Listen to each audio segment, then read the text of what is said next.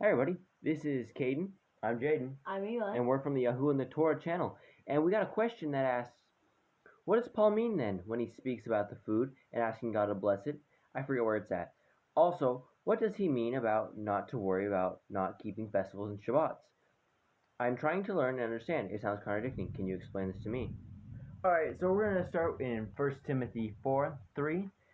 And in verse 3 it says, forbidding to marry and commanding to abstain from food, which Yahuwah has created to be received with thanksgiving of them which believe and know the truth.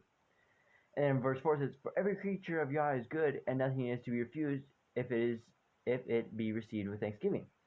So a lot of people will take this out of context and only take verse 3 and 4 and say we can eat whatever we want, we can eat unclean meats that we're not supposed to be eaten.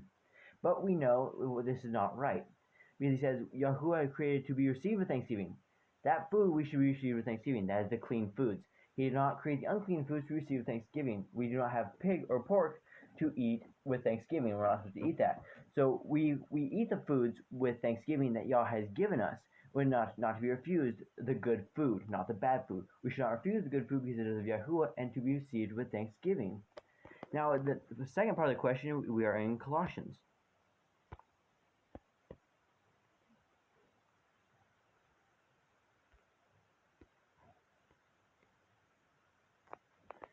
So, in Colossians 2:16, he says, let no man therefore judge you in meat, or in drink, or in respect of a feast day, or of the new moon, or of the Sabbath. So many people just take this out of context and do this one verse here. But Paul before had been here before, and he had taught them about these Sabbaths and the new moons and the festivals and all of that, and they started keeping it. And all the other people who did not keep them started judging them about it. Hey, why are you doing this? Don't do this. So he is telling them, don't let them judge you on the old things. Do the new things okay.